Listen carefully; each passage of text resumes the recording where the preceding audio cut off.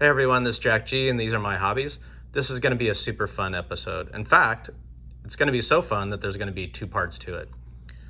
The second part is going to be about knife sharpening, which I want to talk about more from a layman's perspective because I think there's a lot of information out there on the internet, how to sharpen knives and different systems and what they cost. And I'll tell you kind of what I've found over the years that works for me, that's fairly inexpensive. But before I can talk about knife sharpening, to be honest, I have to talk about knife steels. So I pulled a few of my knives out. Yes, these are a few. I have a few more, so there's that. And they're varying steels, and I want to kind of talk about the steel for each type of knife. But in essence, I wanted to say that in this day and age, all steel quality and the manufacturing of steel is pretty damn good. So I wouldn't get too hung up on it. So that's why I want to kind of give a layman's perspective on steel. If you go on the blade forums and a few other places, they'll say, oh, you have to have an S90V, but it's so hard to sharpen and blah, blah, blah, blah, blah. And you can do a lot of research. And as usual, I've done a lot and I found some really good kind of summary details of different knife steel, etc. And as usual, I put those in the description, or is the description over here? I don't know. Anyway, in the description of this episode, as you know, I give a lot of information with a lot of links, and feel free to take a look at those and get more information about some of these details. But I want to start with kind of a layman's view, and by layman I mean what I've learned over several years of, in fact, all the way from my childhood, honestly, of different steel and what I found with the quality of the steel and the use cases of various steels and various knives.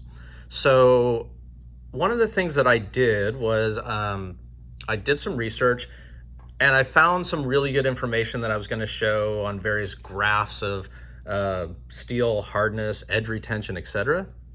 And so I'm going to go through those, and I'm going to start here. Obviously, there's a variety of steel here, which we'll walk through, but I just kind of wanted to re-emphasize the point that frankly, the quality of the steel and the manufacturer has as much to do with the quality of the steel and the edge they put on it and the retention, etc., than just talking about, S30V steel and assuming that's equivalent depending on who makes it. I don't think it is equivalent depending on who makes it. And that's what I found, anyway, my honest opinion, after buying many knives from many, easy for me to say, many manufacturers. I think your mileage may vary, as they say. So I'm going to take a few of these off of here because I was just giving you like the breadth of some of these knives. But as a case in point, this is the Victorinox Swiss Army knife, right? And everybody has one of these in their collection, has that really shiny steel. It's a stainless steel. They never even talk about like what kind of steel it is. And it holds a great edge. It's very thin behind the blade. It's very razor sharp, holds an edge very well. I've never heard anybody complain about the quality of this blade steel, but you don't know what it is. You just know it's a nice polished stainless steel. So as far as like, different types of steel, everybody seems satisfied with it. So kind of makes my point that in this day and age, how it's manufactured and the quality of it is a big a part as anything else.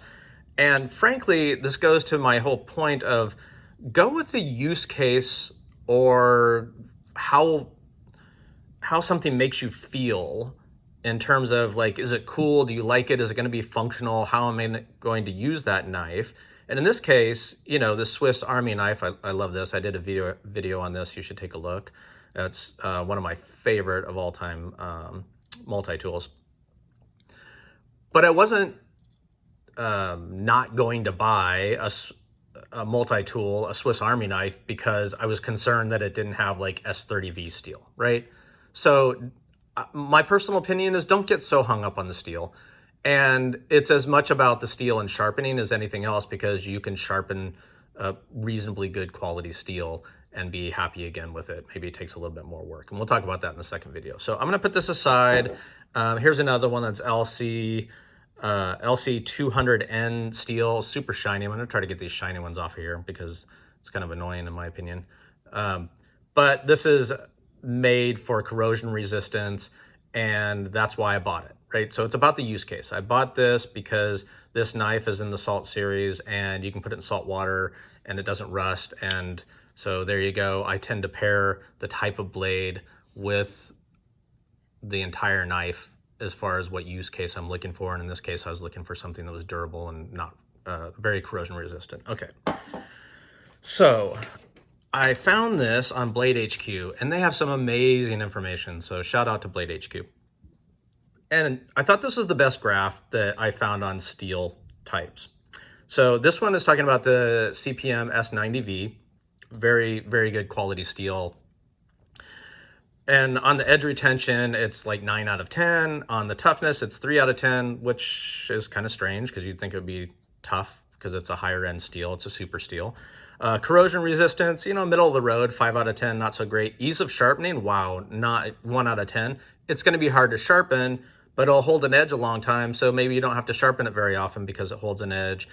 But what I wanted to say about this, and I have a number of S90V blades here from Benchmade because, and to my point earlier, is that, and this is the Nakamura, it's a beautiful knife. I did a review on this as well. You can take a look at. I firmly believe it depends on the manufacturer has, in this case, Benchmade, specializes in certain steel types, right? And S90V is their high end. And so based on how they heat treat it or not, what kind of edge they put on it, this steel is a premium steel for them, and I think it does better than your just general, right, guidelines here, in my opinion, from what I found. It is hard to sharpen, but it holds an edge amazingly well. And back to the use cases for this knife and for this one that I did a review on as well. It's beautiful, as well as my 940 here. I purchased it with a S90V because it's a great steel, but also because these are high-end expensive knives and I want to keep them forever and I might resell them. So I paid extra, a lot extra for this one to upgrade the steel on the Benchmade site because I might resell it. So it's about your use case, not necessarily that like I could get away with S30V steel. And if this was a working knife that I used all the time, maybe I would go with S30V steel and, you know, maybe I won't resell this. In fact, I probably won't. So anyway, this one's an S90V, this one's an S90V. This one is an upgrade to an S90V. I did a video on this as well. It's a beautiful kind of blinged out this 940 carbon fiber. But it's the high-end steel for Benchmade. There are a number of other Benchmades here. In the S30V, this is the Griptilian. It's a beautiful knife. S30V is an amazing steel. I really like it. In fact, let's see what Blade HQ has to say about S30V. Oh my God, look at this. Edge retention, 8 out of 10. Toughness, 5 out of 10. Corrosion resistance, 7 out of 10. That's awesome. Ease of sharpening, 5 out of 10. So this looks like kind of the perfect diamond edge. And it is a pretty common blade steel. In fact, the Paramilitary 2 here, right, from Spyderco, is S30V. And, you know, see if you can see that. It's a great steel. And in fact, it's fairly easy to sharpen, I've found as well. So S30V is a great steel.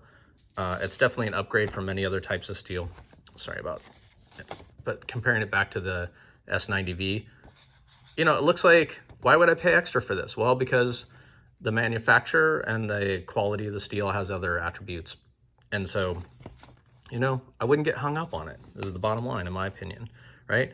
I have S30V steel here and this Benchmade bug out that I've customized as well, right? And it's an amazing steel. Sharpens really well. I have it here as well in this bug out. Again, a little customization, take a look at my videos on that.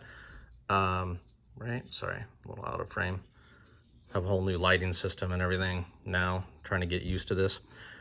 All right, let's talk about kind of the standard. I don't know if I have a diagram for it, but the standard, you know what? Here we go. Yeah, let's talk about CPM 20 CV.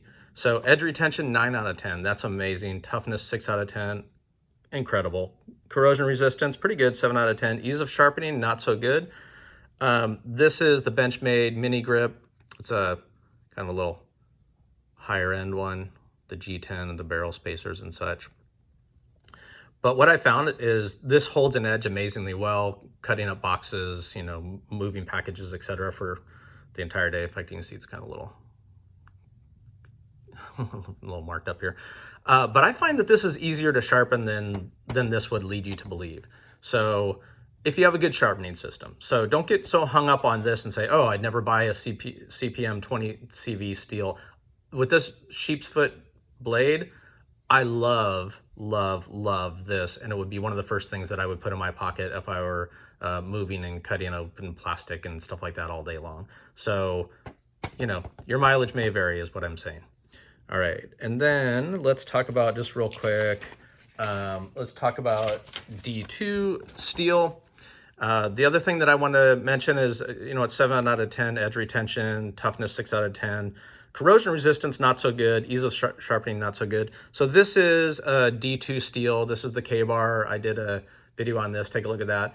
But because the corrosion resistance is not that good, I bought this in the black coating. So there are things that you can do to compensate for sort of the you know, things that steel is lacking. But this is also D2. It's a tool steel. That is an upgrade on this K-bar, and I actually waited until they came out with a higher quality steel, the D2, and it's a beautiful steel. Sharpening, yeah, it is a little harder, but you know, it is what it is.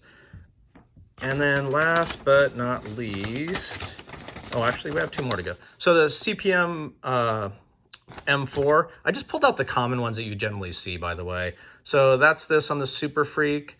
Again, corrosion resistance is terrible, but if you use this a lot, you don't really care. So it's a working knife, kind of a tool steel. I got it in the black coating because of the corrosion resistance. So, you know, you can compensate and make these things even better. This is a beautiful knife. I think I did a review on this one. I think I did the unboxing. So take a look at that if you want to see this knife in more detail. It's a gorgeous knife. I love this blade. I think it holds an edge quite well. Well, 9 out of 10, obviously. And I find it easier to sharpen than they say here. I can just put on the strop, and if you just keep, you know, sharpening it periodically, I think it holds its edge. So even though it says it's the ease of sharpening is low, I think that's if it gets really dull. So just don't let your knives get really dull. We'll talk about all that later.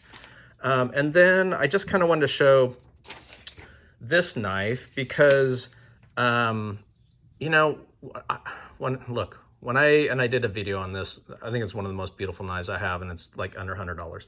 This is the Damasteel, not Damasteel, sorry, my bad. They call it Chinese Damascus. It's beautiful. It's really hard to tell with this light. It's so shiny, this blade, and of course has this carbon fiber, but I digress. You can take a look at my video on this. It's gorgeous. But this is such a beautiful knife and is so smooth. Look, no matter what steel it had on it, I'd probably buy it. It actually has 9CR18 MOV. Oh my gosh, that's a mouthful. The bottom line is, after doing research, that's basically 440C steel. And 440C steel was the standard of all, like, you know, Gerber knives back in the day, and that everything's measured against. The 20 CV is basically the equivalent of 440C steel. So I think 440C steel is a beautiful knife. Take a look at my video on this one, how sharp this is, razor sharp. And it sharpens up quite well and pretty quickly, in my opinion. I think 440C steel, easy for me to say, is a beautiful steel. And I wouldn't let that detract from me buying a beautiful knife that I would use a lot, that's a working knife. So I just wanted to give some of my opinions from a layman's perspective and over years of use, what I found. And I'll leave a bunch of links as I usually do. And hopefully you found this informative. And then in the next video, I'm going to talk a little bit about what I use for knife sharpening, kind of my system, if you will, that's fairly inexpensive, and what I found with sharpening these various blade steels. And hopefully you found some information here that was worthwhile. So mahalo, and take care.